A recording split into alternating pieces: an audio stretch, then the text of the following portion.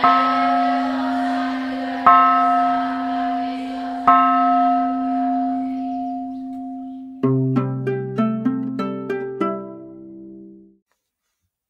right, I'm speaking to Daw Viranani. She's an American nun in Chamyemyang Monastery in Yangon. She's there now. It's in the northern part of the city, and checking in about how she's been doing and what's going on. So, Daw Viranani, thanks for joining us, and we are so grateful and appreciative to be able to hear your voice now.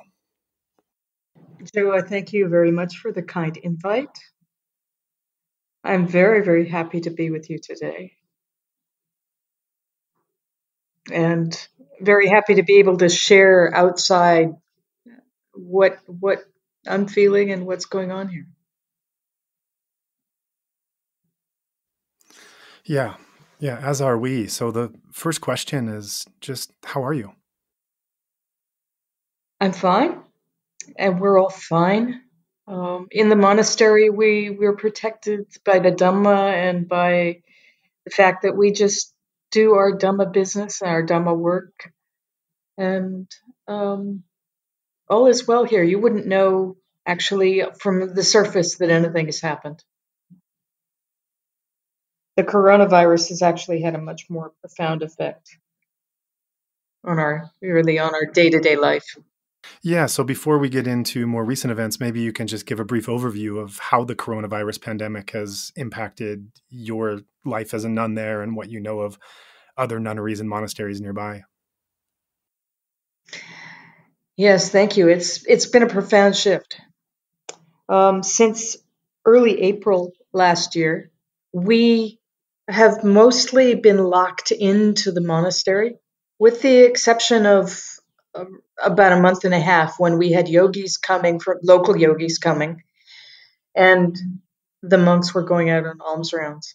But most of that time, we've just been staying here. The monks are not going on their daily alms rounds in the morning. We do have some donors coming in, but not so many. And we have no yogis. So this is a meditation center, and we're shut, basically. We can go out if we need to, but really we're keeping very, very close to home. The nunneries in our neighborhood, of which there are very many, actually, there are lots of nunneries. They are also not going on their bi-weekly alms rounds. They're depending on local donors for their sustenance, and it's really a profound shift. Yeah, I can imagine. And do you feel comfortable talking about the last few days, how things have shifted again? Yes and no. I mean, there's not a lot to say,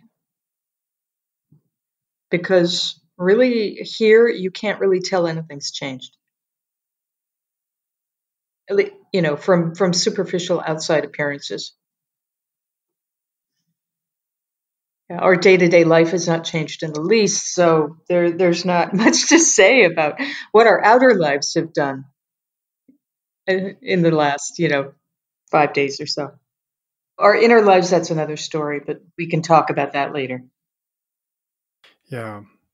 So on this podcast, we've talked to a number of practitioners, Burmese practitioners, foreigners living in Myanmar. You're definitely very high up there on the list to want to get your spiritual biography and your background in Myanmar. This is obviously not the talk we're having now, but you're not someone who just happened to land in Myanmar in the last several months or year. This is a country that has been intertwined with your life. So I'm wondering, in absence of a 2-hour interview where we get to explore that at our leisure, if you can give us a 2-minute or 5-minute just background before we go into more information about what role this country has played in your life, what time you have spent here, what your relationship to the country and the people are. Sure. The short backstory is, in a previous life, in this life, I was a conservation biologist. And there were some profound changes that happened, and I started doing a lot of intensive practice, mostly in the Ajahn Chah tradition. and then got the chance to sit with Mahasi or with U Pandita, and was so taken by the Mahasi practice. So at that point, I came here to Burma to practice and take a temporary ordination. I'd taken 2 temporary ordinations before, but this one was different. And at the end of my retreat, I decided to keep the robes, and that was in 2005, 2006, the winter of 2005 and 2006.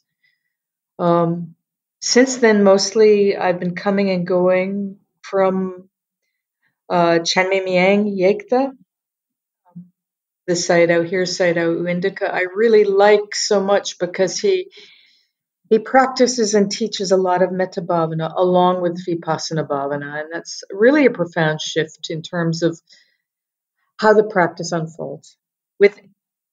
And the fact that this is within the Mahasi tradition, it's a perfect fit for me. So since 2007, I've been staying here, sometimes for very long periods, sometimes for 6 months at a time. And since 2015, we've been teaching and sharing metta with foreign yogis every January and February. So we have a foreign yogis metta retreat for a month every January and February. Of course, that's not happening right now, but that would normally be happening even as we speak. And then the other thing that we do that I've been very involved with since Cyclone Nargis in 2008 is to support local nunneries and people really in need of support with dana that we bring in from outside. And we call ourselves Metta in Action. So each year we've been offering a substantial amount to nunneries, monastic schools, clinics, education, water projects, solar electricity, many things of that sort. Right. Thank you. Can you put into any words what Myanmar as a country, as a culture, as a people, what it's meant to you personally, all the time that you've spent here and how it's impacted you? How have you been touched by this country?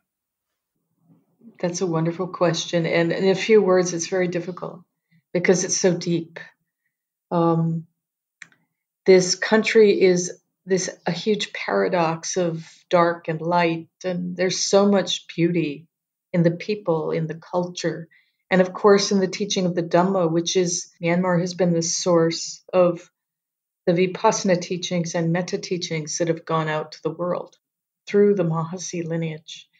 And so there's a deep, deep appreciation of the culture and the people, and a deep sense of gratitude for what I've personally received in terms of my own practice and support for my practice, as well as, the world has received this amazing Dhamma gift. So I can't wrap words around that. It's just a deep and profound debt of gratitude for what has come out of this beautiful place. Right. Yeah, me too. As I'm talking to you, I feel like I'm something of a stand-in for all of the meditators. Excuse me. I knew I was going to break. I didn't know how early it was going to be. Yeah. I don't know how many times it's going to be either.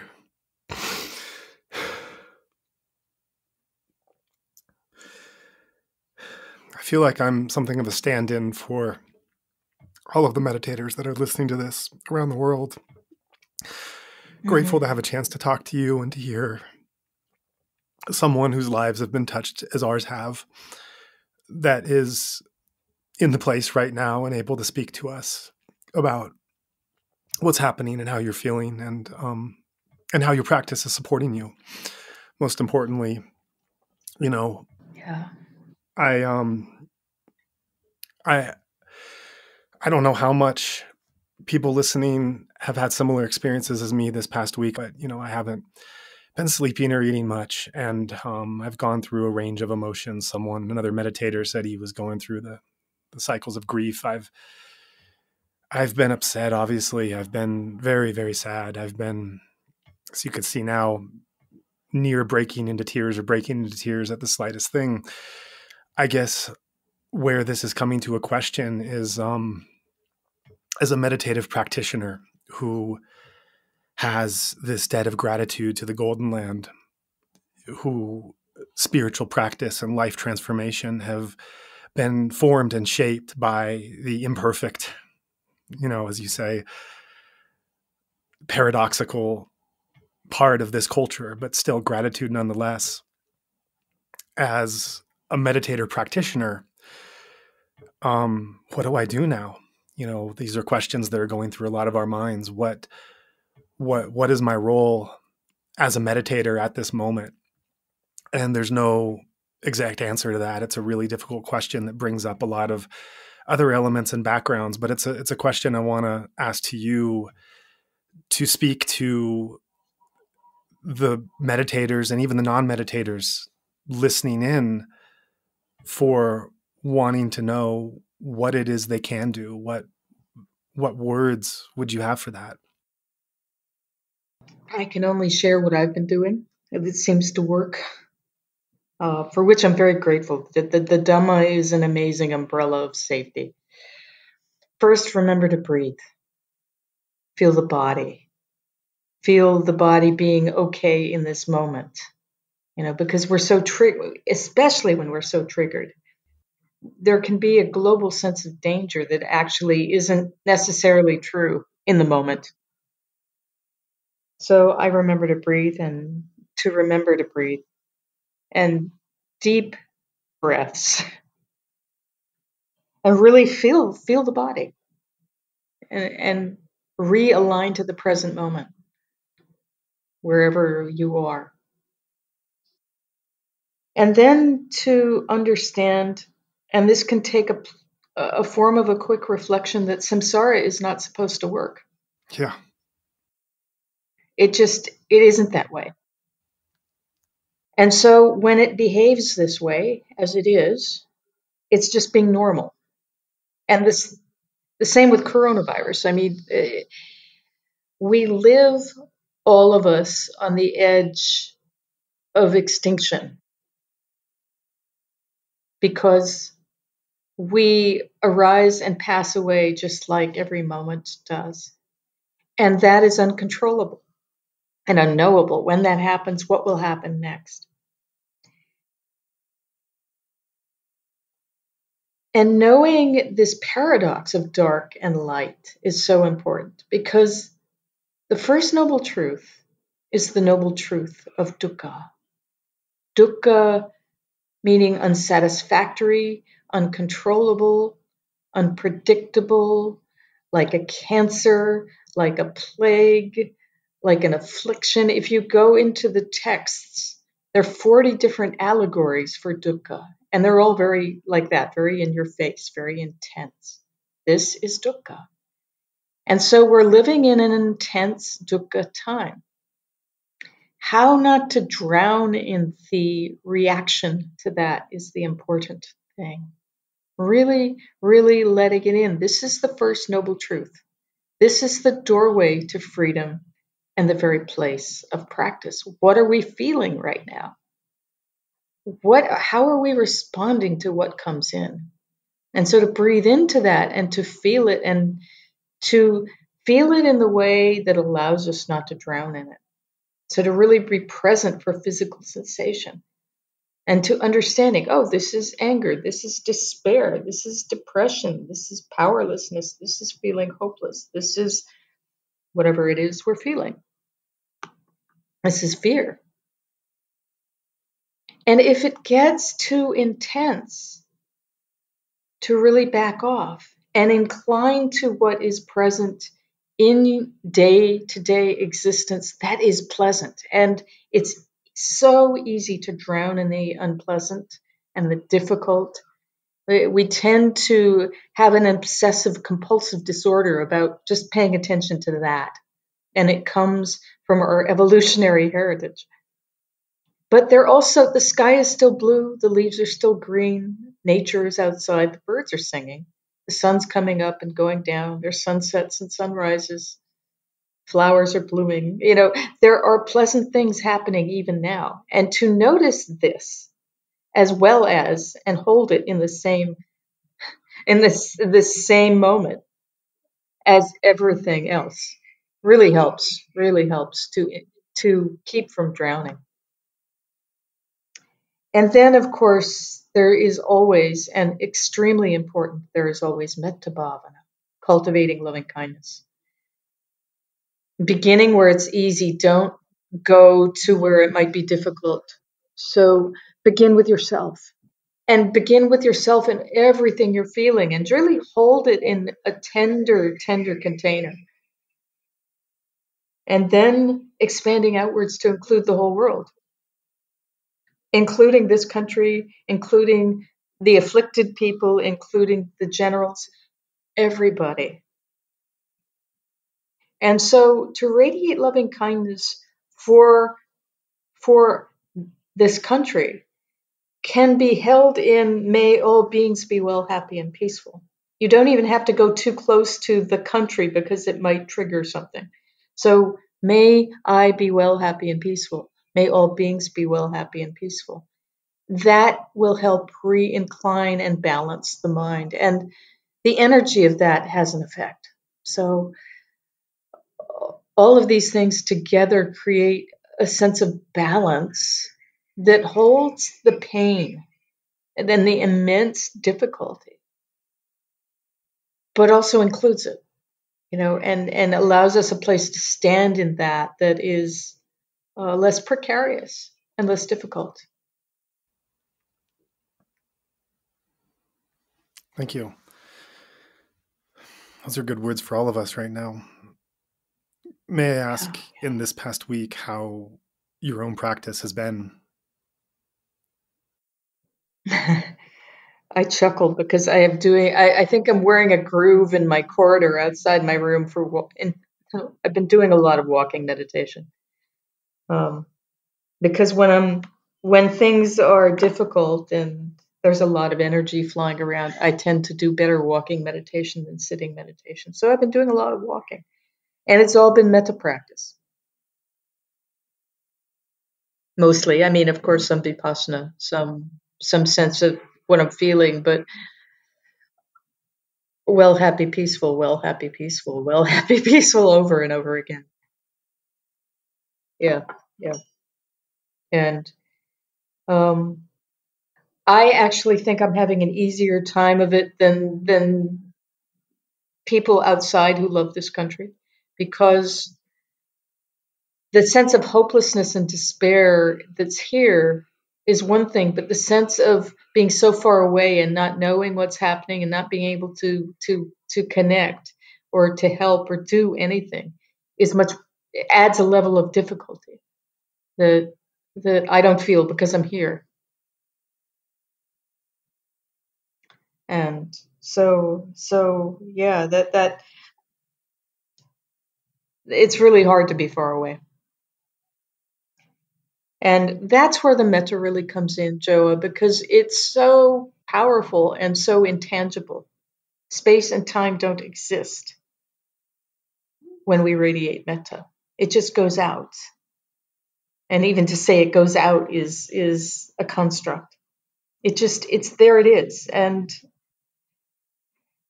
it's such a powerful act that seems in the moment that just intangible and so what good is this? But we can't tell where the ripples go of when we cultivate metta. So to keep cultivating metta for us, for everyone here, for everyone in the world, because this country is not the only place where there's suffering right now in this moment, so it's everywhere. It's everywhere. For those meditators who are, in fact, drowning with those emotions, drowning with helplessness, with being far away, with not knowing what to do or respond, my own emotion of choice I've been drowning in is sorrow. I've, as I mentioned, I've just been on the verge of tears.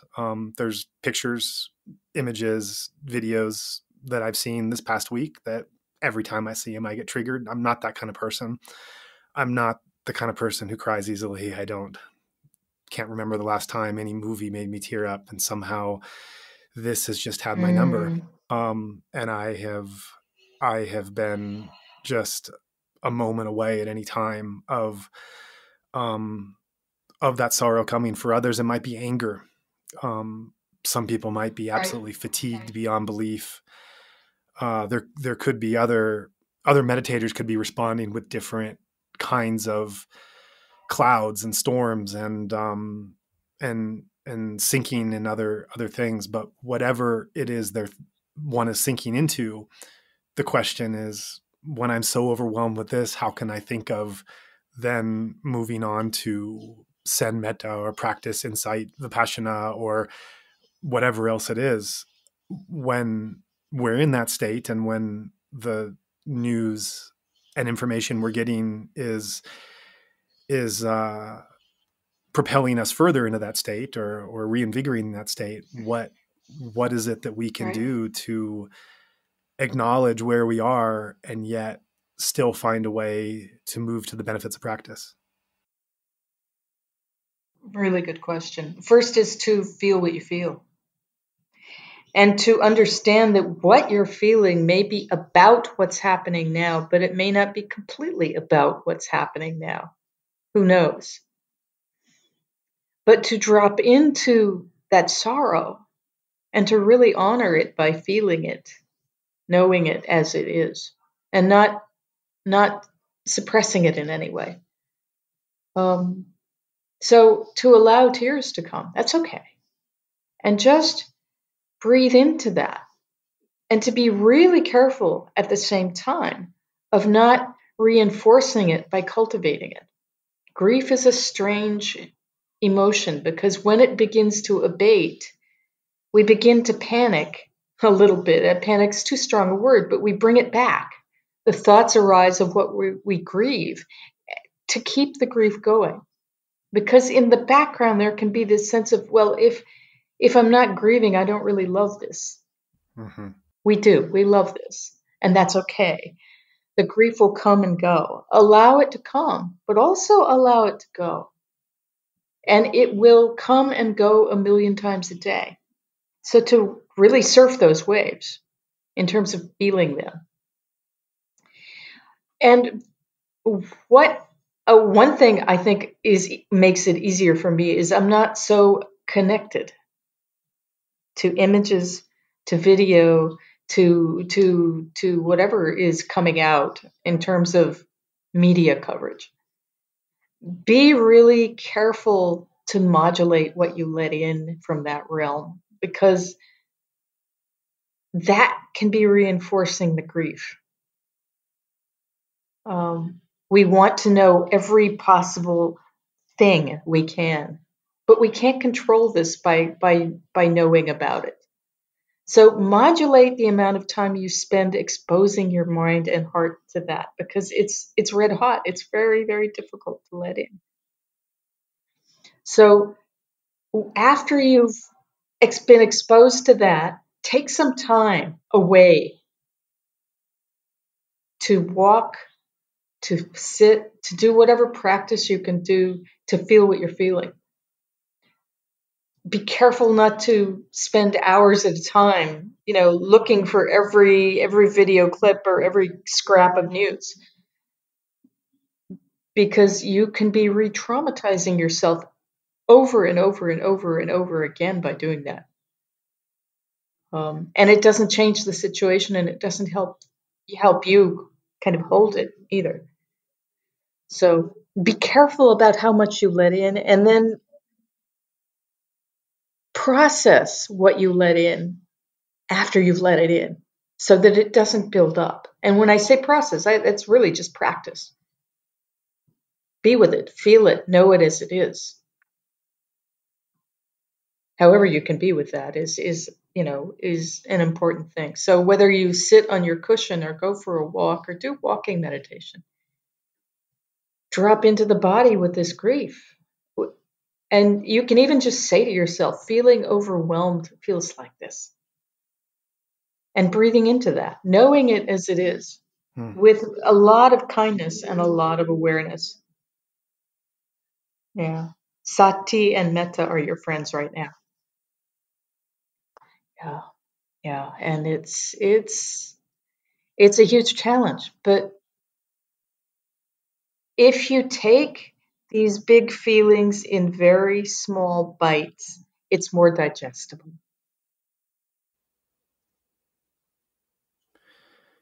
Yeah, somehow in formal practice, I'm able to, after so many years of dedicating myself to the value of this, I'm able to drop into that in some kind of way and be with those feelings. But, it's funny you mentioned about going for a walk today. I went for a walk in snow, mountains about as far away as I could be from Myanmar, and, blue skies, cold weather, wind, everything. And it felt great. And I also felt a little guilty, also felt, it's been a weird thing because I'm walking around this week in a state of gloom, and I'm in a country that's completely unaffected by this. So I'm like going into, supermarkets and doing whatever business there is, and everyone's completely normal. And I feel like I'm just living in a parallel world of why can't you see all the things I'm seeing and feel this? Usually people in society are feeling that together. And then going to take a walk was like, well, this is really great being in nature. But it was also a feeling of guilt that, because these things I've been holding this week, and it's been so new in the sense that it's such a heavy load to figure out how to process and how to work with. And so getting away for a day after being much more involved and attuned just kind of felt, I guess, a bit privileged. Yeah. Well, we are. And that's, that truth is not something to feel guilty about. Remembering the beautiful Pali, it's just one phrase, kamasaka. All beings are owners of their actions. And understanding that things unfold because of karma, because of causes and conditions, and how complex all of that is, and how unknowable it all is. So who knows what tomorrow will bring? But we are all subject to karma, causes, and conditions. So any gloom we may feel about the way the world is, it doesn't help the situation. So to really be careful about being attached to our response to that, because we're not betraying a country we love and people we love by feeling gloomy on their account, or by not feeling gloomy on their account. The gloom is not the same as the metta, as the care, as what we feel for them that's wholesome. It's a stand-in. And so not to confuse the gloom with wholesome mind states. It's a sign of attachment to the way we want things to be. And of course, in this situation, the way everybody wants things to be. Well, everybody, we know anyway. And so honoring that is important, but not getting caught in our grief. The guilt you feel is so interesting because that's a place to practice. That very place is the place to pay attention, because that is made up. That's something that is being created that's causing you suffering. And so to really notice that, feeling guilty. And understanding, at least intellectually, that that's not of any benefit to anyone, not to you, not to anyone here. And it doesn't deny, if you're not feeling guilty, if you allow the grief to pass, if you enjoy the snowy mountains, it doesn't mean you don't love this place. The two can coexist. Right. And that's so freeing, because then we can let grief go. It's okay that it goes. We still love what we love. And we still work as best as we can for the welfare and benefit of all beings. So allow things to come and go and let them. Because that's Dhamma, that's the way things are. And we can work best for others from a state of balance and ease and safety. So you're in a safe place right now. Well, relatively. There are dangers there too, but relatively safe. And so a lot can be done from that safe place of practice and, metta in deed, metta in speech, metta in thought. So using that platform of safety for the welfare and benefit of all beings, and then allowing whatever feelings to come and then allowing them to go will give you a really strong, balanced place from which to do your work. Right.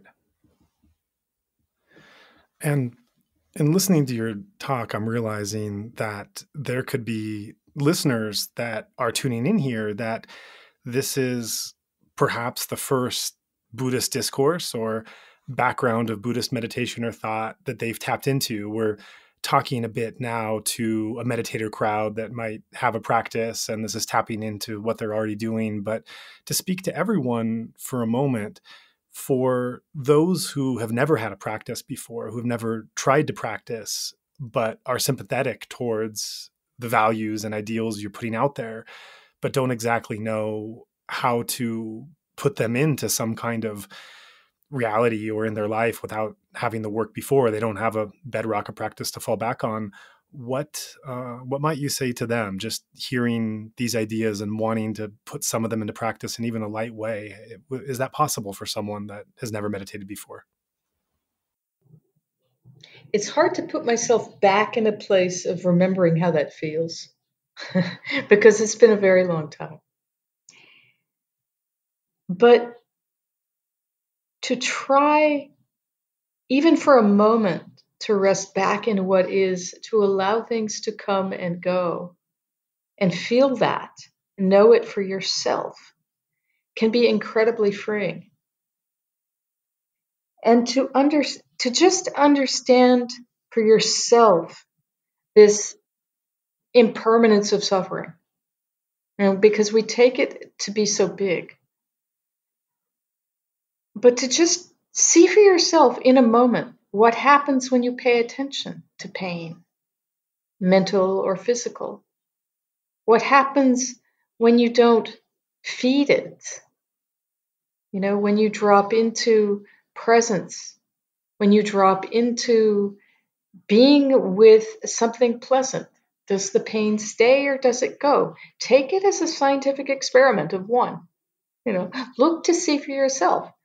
If you want to be free from pain, want to be free from sorrow, grief, as the Buddha said, pain, lamentation, grief, and despair, start in a moment by paying attention and see how that feels. Start in a moment from really being present with the totality of what you're experiencing right now, both inner and outer.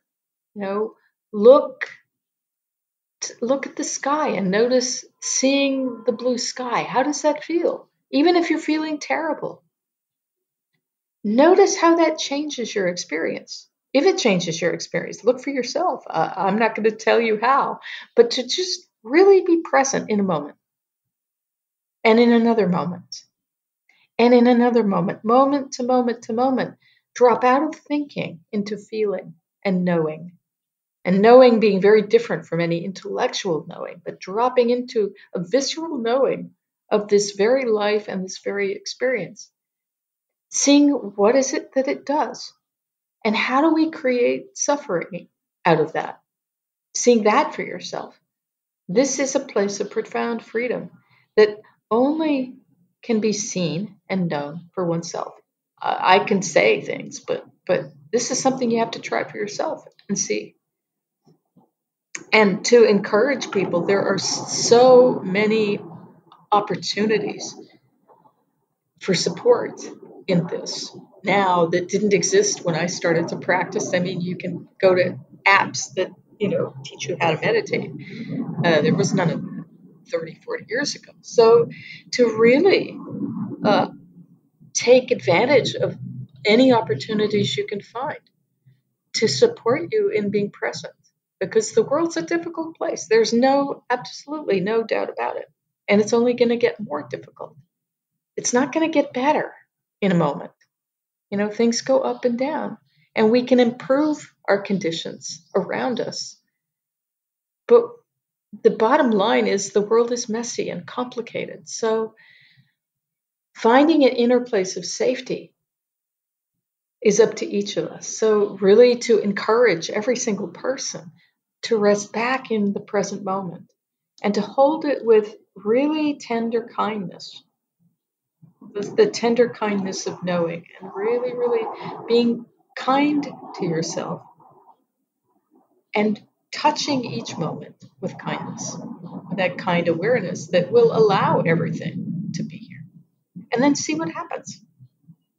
See for yourself what happens.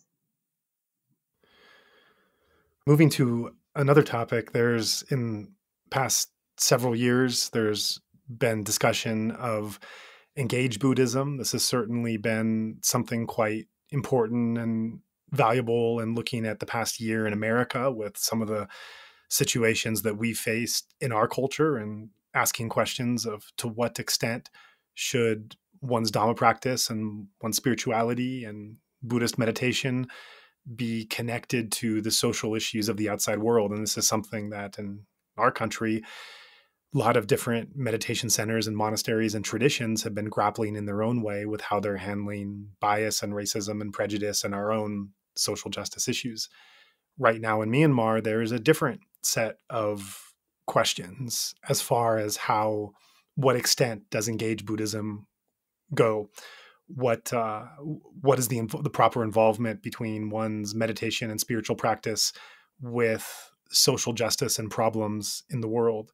So what would you have to respond to that now? What do you, especially at this moment, this current turbulent moment in Myanmar history, what is the proper relationship between Dhamma practice for you, metta, it sounds like primarily, and also Vipassana? What is the proper relationship between that and any kind of engagement or concern for social justice movements? I'm a little schizophrenic in answering this question because I'm American, but I live here. So what I can say in terms of my impulses, my conditioned impulses about what I would be doing and what I have wanted to do all this last year. Had I been in the States, I would have been out marching in the streets, quite literally. But the situation here is different, and the proper response is quite different. And the way it's held is quite different. In terms of context, what I certainly feel very free to say is we make such an artificial division between our formal practice and our daily life practice. But really, what's the difference? There's only our 6 sense doors happening at different speeds and different stuff coming in. So there's seeing, hearing, smelling, touching, tasting, thinking. Whether we're sitting on our cushion or walking down the street or responding to whatever we see or hear.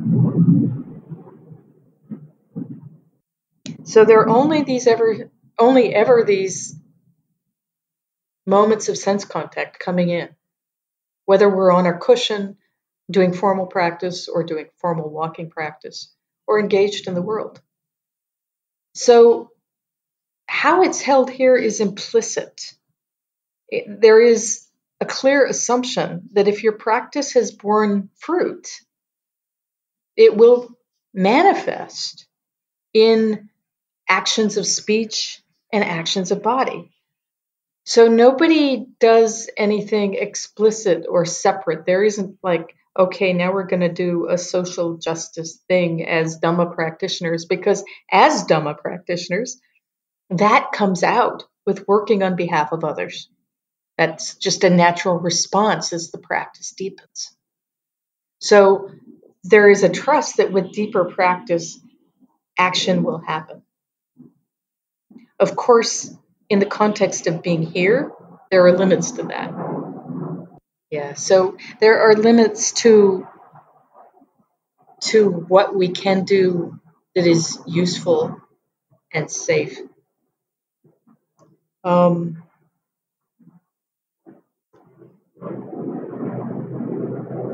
are valuable. Action on behalf of others really is a risk, no matter what. And so to find the courage to do whatever we can do, balancing that sense of, well, this will be useful. It might put me in danger, but this will be useful. Versus, well, if I did this, it wouldn't do any good for the bigger situation, so there's no point. So to know what is useful and what isn't before you step over the line and act or speak. And right now, there's a ton of caution because we don't know what will unfold. And I certainly don't want to talk about politics here because it's not my place, and it endangers me. It endangers everybody in the monastery and in my wider community. But there is a sense here of people waiting to see, and a really deep understanding that the more you practice, the more equanimity you have. The more equanimity you have, the more clear your action is, just naturally. And the more effective your action is, naturally. So there's a deep trust of the practice to play out as skillful speech, skillful action in the world. So there isn't that explicit movement towards social justice on the part of Dhamma practitioners that I know anyway. I mean, I'm not talking for the whole country, of course. I have a limited connection, but to the people, all the people that I'm tightly connected with, nobody talks about that. There is just this natural knowing of, if you have Dhamma, you will act skillfully, and that will make a difference in the world. So, I mean, probably need to edit out a lot of what I just said because it's useless words. But that basic piece is the most important that I just spoke to. Freedom of heart and mind always translate as kusala deed and kusala action and kusala thought, speech, wholesome speech and action in the world. And with the discernment to know what is wholesome and what is unwholesome, what is useful and what is not useful. And that's the crux of all action, to understand that wholesome versus unwholesome, what we feed and what we starve, whether it's useful or not, and whether we have metta, whether metta is what is propelling our speech and action out. It gives it the space to do that. And so without the need to do anything explicit. That's the way it's held here. And I know it's very, very different in the States. And as I say, were I in the States, I would have been going to protests and getting involved in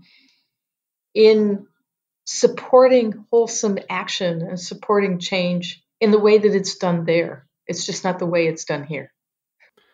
Right.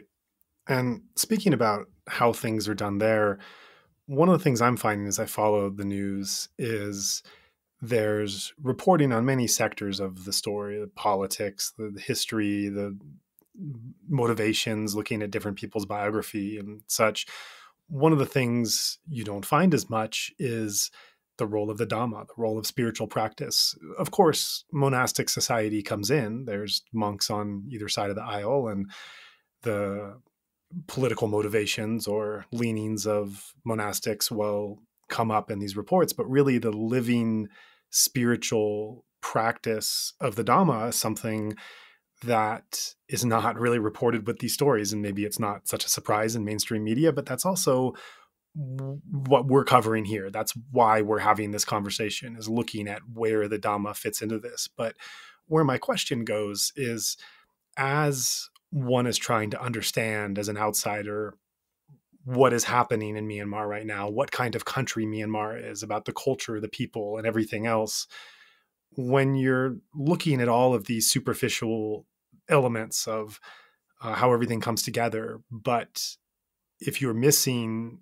the component of the Dhamma and the core of that practice, what are you left with? How important do you feel it is to understand and gaining an understanding of this situation to make sure that one has a Dhamma component in the overall paradigm of what we're looking at? And when that's missing, what is lost?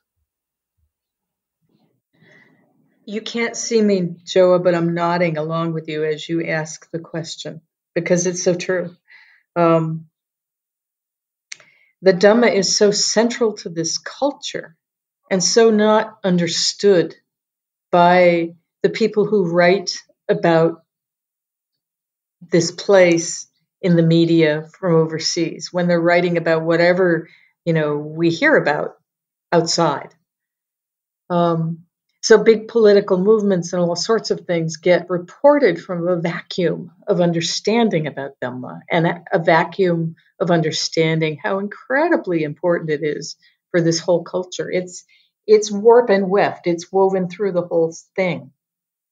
And these implicit assumptions about how the practice affects one's life aren't even understood, they're not part of the conversation. And also not part of the conversation is the fact that it's complicated. And that understanding of complication is a very dharmic understanding, actually. Because when you understand Dhamma, you understand samsara. And you understand the vagaries of samsara. You understand that things are complicated and not black and white. And that conditions are very difficult. And that lack of a black and white, this is good and that's bad, that honoring of complication is something that I really see as missing in what is written about this country and what is written about the players that, create the news that other people in the rest of the world absorb about this country, the big players on both sides of the aisle. And so it's very easy to demonize certain people because of one thing or another, but that negates the very fact of this complication. And there's so much that we do not understand, not being here, not living here. And even I, as a foreigner, being here for a long time now, I know there are things about this culture I will never understand. So to not overlay my own ideas of right and wrong so rigidly on this is also an act of Dhamma. And that's also missing when you're reporting on a soapbox without understanding that. So the understanding of Dhamma is incredibly important, not only as it is part of warp and weft of the culture, but also the understanding of how am I responding to this? And overlaying my own ideas on this culture that to me is quite different from mine and holds values that are quite different from mine. Political values, social values, Dharma values. The Dharma values I resonate with. The rest is often a mystery. So, yes, you're right. There's so much that gets left out. It's a very two-dimensional view of this country that I read when I read something in the press from outside. And it frustrates me because they're just not getting it. So thank you for sharing this Dhamma aspect, because it really needs to be taken into account. Both the implicit aspect of it as it plays out in everybody's day-to-day life, but also the understanding that we we overlay our own views on something that is much more complicated than we're giving it credit for. Yeah. Yeah, thank you for that. And that's what this platform is for, and that's especially what this interview is for. This interview is looking at this situation with the one component that is always left out of the understanding when you see it portrayed to the world. And on that note, I want to talk a little bit about metta. This is your core practice. This is your core teaching. This is one of the core teachings of your tradition.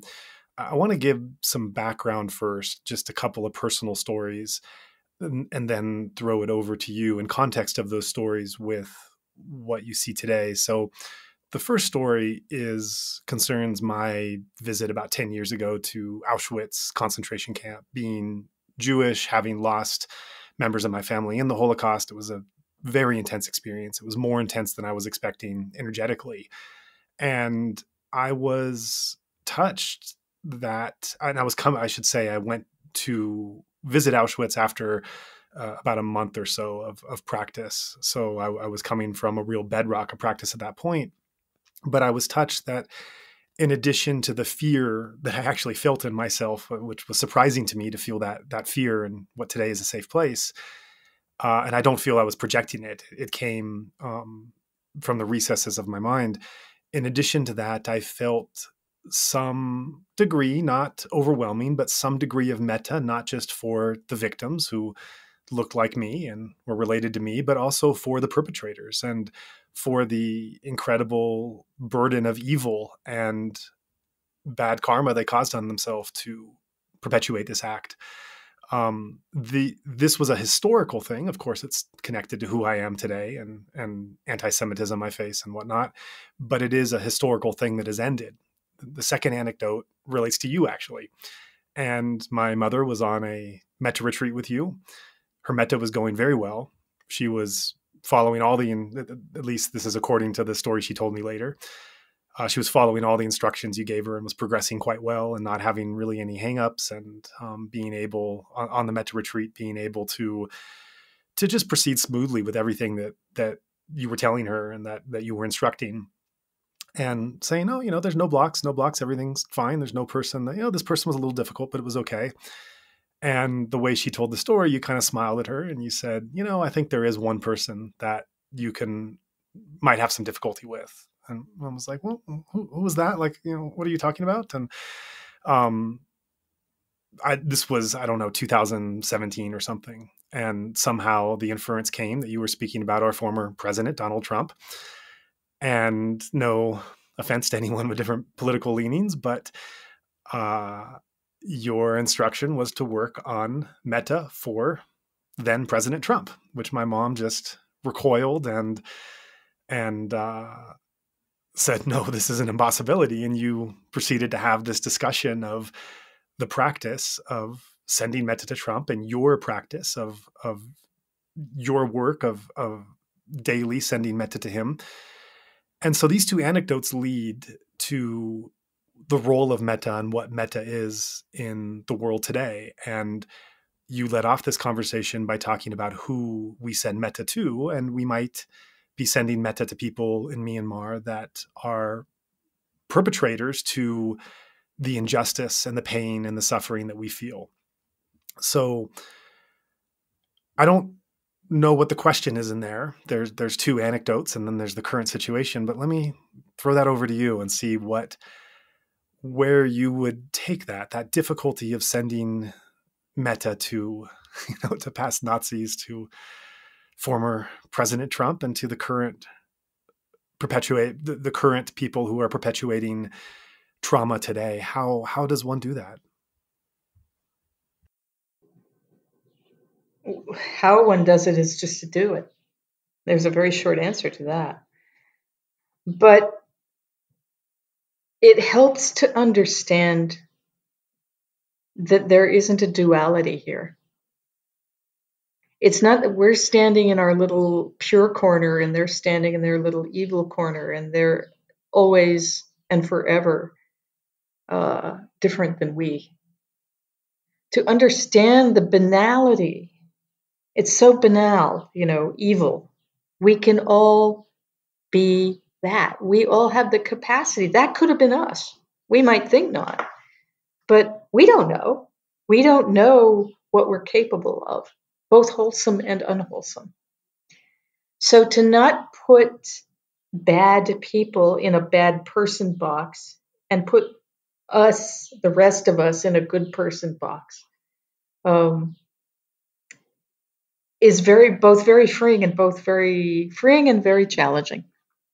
Because it's easier to be with that when you think, oh, I just don't get that. I would never do that. Well, maybe we never would. But they're also human beings. So to do that every day for beings who are creating suffering, immense suffering in the world of all sorts, for me is a daily practice. And I can't say I succeed. Most days, actually, I don't at first, at least. But often I come around to that. That is happening more and more easily as the years go on. Yeah, at first I have the same response as your mom to that person. It's like, no way, I can't radiate metta to him. But it's possible.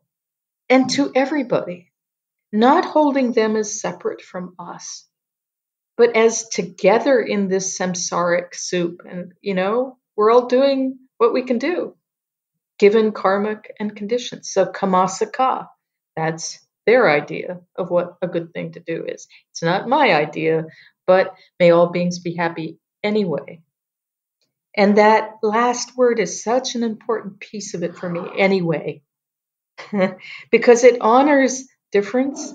It honors the very fact that we can't control how others are. And the Buddha said explicitly in the sutta on the two kinds of thought in the Majjhima Nikaya, there's wholesome and there's unwholesome, and people will do both. If you do not radiate metta to beings who are indulging in unwholesome speech and action, you are not following my teachings. That's what he said. And he was quite kind of in your face about it, talking about what they could be doing. I invite everybody to go read that sutta. I won't say it here, but it's in your face. So whatever people do, we radiate metta to them because they are the same as we are, and we are the same as they are. There's no difference.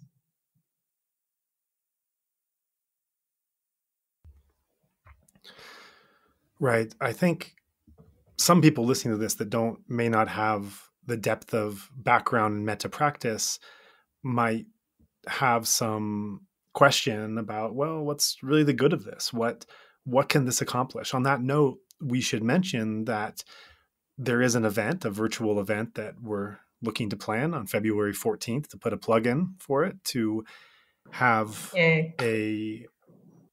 practitioners around the world on February 14th. The details are still being worked out, but to send and radiate metta from wherever they are to Myanmar, to everyone in Myanmar. And the experience of doing so may be questioned by some as being, what is this really accomplishing? And you're just kind of sitting, or maybe you're standing or walking, but some naysayers out there that are wondering, what is really the effect of this? What good does any of this do? How would you respond to that? What is the good of everyone radiating metta every day? More people radiating metta on one single day? What is the power of metta, of what it can do in the world, especially at this time? Yeah, first to say, by radiating metta, you're not denying the fact that people are doing unwholesome things. Some people say that, it's like, that gives this person permission to. No, it doesn't. Not at all. But because people will do all sorts of things, the only thing we can control is how we respond. And to respond from metta is a place of real power. And what good it does, for starters, very pragmatically, is we don't get caught in our unwholesome response to whatever it is. We don't get caught in grief. We don't get caught in anger. We don't get caught in despair. And from that place, we can act and speak from a much more balanced place. And we're not adding to the hatred in the world by doing so. I know some people think to do work in social justice, one needs one's anger. And I would draw a line between righteous indignation and anger. We still know, even if we're radiating metta, what's wrong and what's right, and what's wholesome and what's not. You don't lose sight of that. And you don't lose sight of the terrible impact of unwholesome action on other people and how wrong that is. But we have to be able to act and speak anyway. So that to radiate metta altogether means that our actions and our speech collectively come from a place of love, not from a place of hate. And that is so much more powerful. Look at Gandhi. He changed Indian history by acting from that place and creating the conditions for millions of others to do the same thing. That's gone out of fashion now, but it still works. And not to forget that. And so to collectively come together to radiate metta, to connect with that, it helps us and also people here in an intangible way. We're so invested in something we can touch and feel and see and that can be reported in the press. But there's an intangible element to the benefit of metta that you can't report about, that you can't even see, but people feel. And for people here to know that everybody is radiating metta to them is a powerful thing. And that can do a lot of good for people's, to uplift people here. And that is so urgently needed right now, is that kind of uplift. Because there's despair, there's hopelessness, there's anger, there's, you can imagine everything. So to uplift is what we can do. And that's incredibly valuable. Right. That leads me to another question. Do Burmese around you, do they know, are they aware of how people overseas are feeling their pain or supporting them or invested in the issue? Are they aware of that support taking place? And if so, how is that affecting them? The people right around me are aware because I tell them. But I can't answer that question in general. I just don't know. I can tell you people around me, when I say, people outside are radiating metta, it brings a little lightness. It brings people are touched by that. It might not draw them out of whatever they're feeling, but there's a level of being touched that is really quite lovely. And it does help, you can see. Just to know you're not alone is a huge help. Even though you have to be the one going through this, yeah. Right. So that is a way that we can be there right now to let people know that we are holding them in our mind, we're holding them in our practice, we're radiating metta. And the last question I have for you, I know that your lunch is fast approaching, is you had referenced a bit ago about you had quoted a story of a sutta that had come to mind. And I wanted to ask during this week, that was one sutta you mentioned. Are there other suttas or references from the Pali Canon or some part of scripture, even something from a meditation teacher that you had? Is there something that is reverberating and resonating in your mind, especially with the events that have been going on this week, something that has taken on added importance, given you added strength or guidance, maybe several things, but what from your past reading and instruction has been coming to you now and being of support?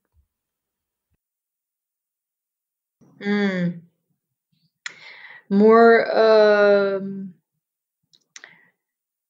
not so much support, but determination has been really on the forefront of my heart and mind.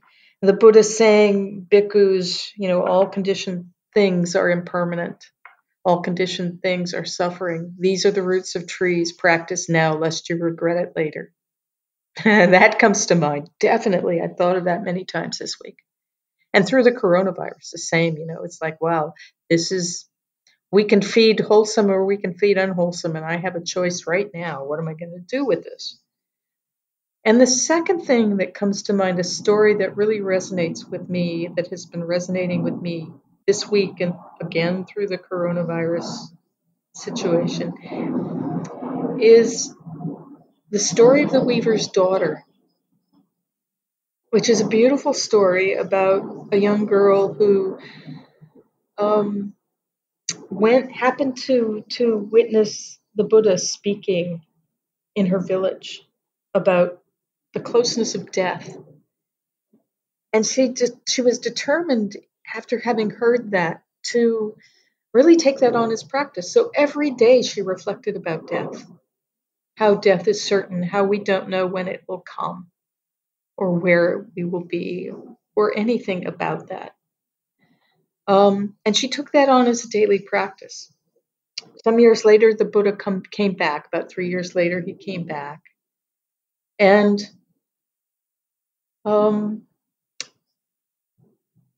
it's a very long story. I won't tell the whole thing, but she was unable to go at first to where he was, and he knew she wanted to, with his omniscient vision. He waited until she showed up. She was late because of her work as the daughter of the weaver. She had work to do. And then he engaged her in a bit of a conversation, like a koan. It was like he was asking her questions and she was answering, and it was riddle-like. And all the people around were mumbling. It's like, well, she's being disrespectful. But she was directly answering his questions about her practice with death and how it had opened her completely to the way life is, and had opened her in a way that was so balanced and free about the way life is. It's a beautiful story. And of course, it has an ending. Some of these stories have endings that are quite intense. It doesn't have a happy ending on a superficial level, but because her practice was so deep, it has a very happy ending. This freed her heart and mind. And so for all of us to understand our vulnerability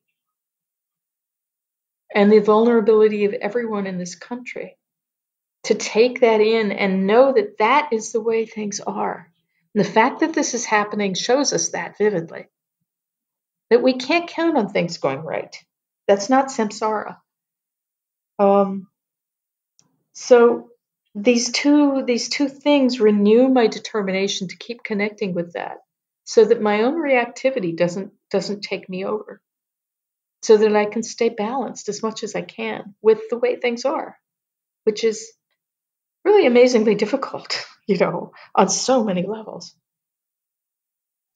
So those are the two things that are sustaining me, the story of the weaver's daughter, and really to deeply understand that this is the way things are. And these are the roots of trees, and we all have to practice with this. This is the very place of our practice, and we have to do it now. We have to do it now. And the last thing I would share is something the Buddha said that I come to again and again when I hit a wall internally, because I can't honestly say I'm always successful or even half the time in staying balanced, is the Buddha said very clearly, if it were not possible, I would not ask you to do it. So to take all of that together, to take his encouragement and his instruction, to face our vulnerability and to know it's possible to be balanced with this and to just keep going one step at a time. That's what's resonating with me, and that's what I'm doing. And that's what I would encourage everybody to do in your own way, because that's all any of us can do in this world. We can't control it, but we can work with our own reactivity so that we can rest in a free place, and act and speak from a free place. I really thank you for that. I thank you for your courage and vulnerability and wisdom in sharing. I think I speak for everyone listening. As I mentioned at the beginning, I feel something like a stand-in for however many meditators are listening, just hungry for anything that comes out of some Dhamma practitioner's experience of living there right now and being able to gain through your vision and experience what is happening and inform us. And I think you've just done an extraordinary service for myself and for everyone listening to be able to tap into a country and a practice and a culture that is so important to all of us. Before we close here, I just want to ask if there were any other topics that weren't addressed by the questions I asked, if there was any other thing you wanted to add to people listening in.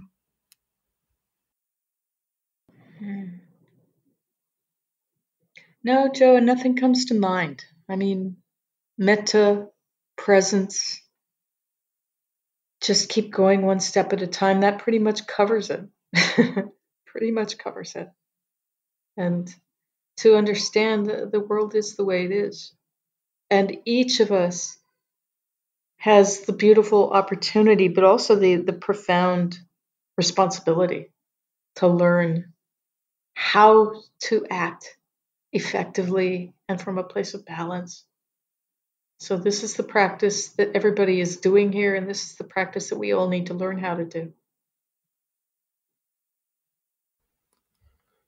Well, thank you so much for your time and your voice, and wishing you very well for your practice and for the area and the country that you're in. Joe, I thank you for having me. Thank you so much for this connection and just profound well-wishing coming from here out to all of you there. May you all be well and happy and at ease with the world the way it is. And thank you so much for your concern and kindness.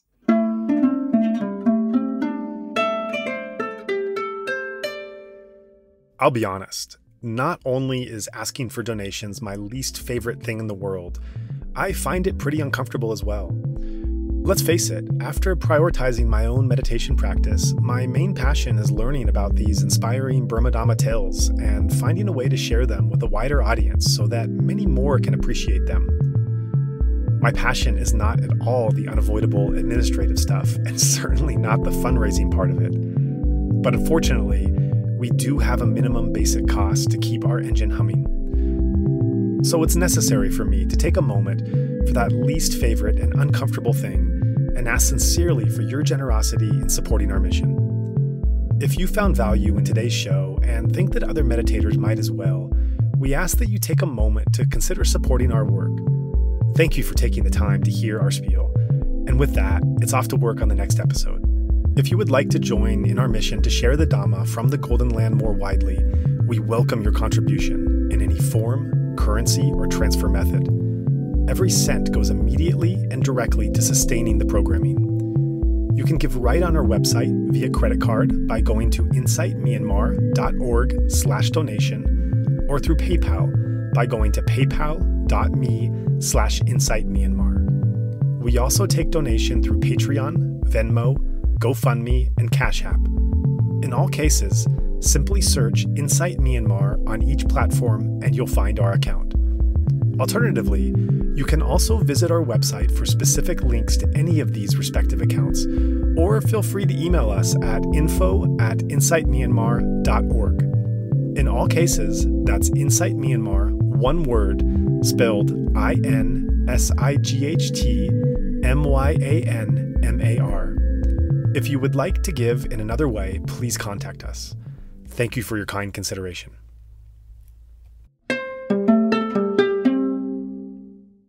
You have been listening to the Insight Myanmar podcast. We would appreciate it very much if you would be willing to rate, review, and/or share this podcast. Every little bit of feedback helps. If you are interested, you can subscribe to the Insight Myanmar podcast on Apple Podcasts, Spotify, Stitcher, or wherever else you get your podcasts. Also, please check out our website for a list of our complete episodes, including additional text, videos, and other information at www.insightmyanmar.org. That's Insight Myanmar, one word, INSIGHTMYANMAR. If you cannot find our feed on your podcast player, please let us know and we will ensure that it can be offered there. There was certainly a lot to talk about in this episode, and we'd like to encourage listeners to keep the discussion going. Make a post, request specific questions, and join in our discussions on the Insight Myanmar podcast Facebook group. You are also most welcome to follow our Facebook and Instagram accounts by the same name of Insight Myanmar.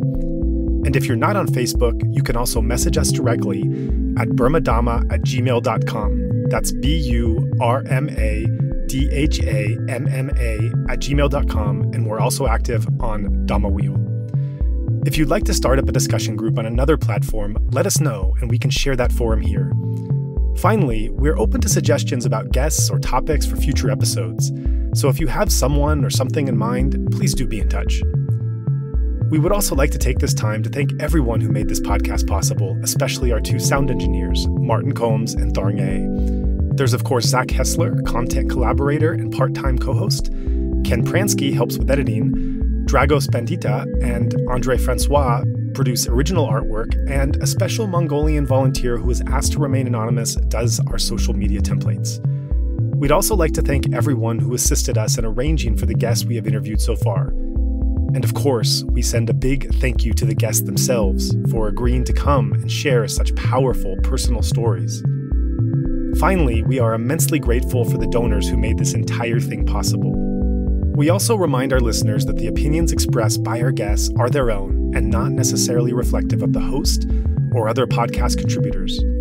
Please also note, as we are mainly a volunteer team, we do not have the capacity to fact-check our guest interviews. By virtue of being invited on our show, there is a trust that they will be truthful and not misrepresent themselves or others. If you have any concerns about the statements made on this or other shows, please contact us. This recording is the exclusive right of Insight Myanmar podcast and may not be used without the expressed written permission of the podcast owner, which includes video, audio, written transcripts, and excerpts of any episodes. It is also not meant to be used for commercial purposes. On the other hand, we are very open to collaboration, so if you have a particular idea in mind for sharing any of our podcasts or podcast-related information, please feel free to contact us with your proposal. As you know, our podcasts are 100% listener-supported. We welcome your contribution in any amount, denomination, and transfer method.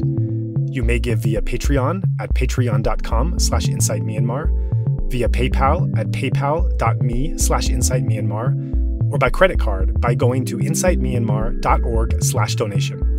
In all cases, that's Insight Myanmar, one word, INSIGHTMYANMAR. If you'd like to give especially to support our new run of coronavirus episodes, please go on the GoFundMe site and search Insight Myanmar to find our campaign. If you are in Myanmar and would like to give a cash donation, please feel free to get in touch with us. Thanks, and see you next show.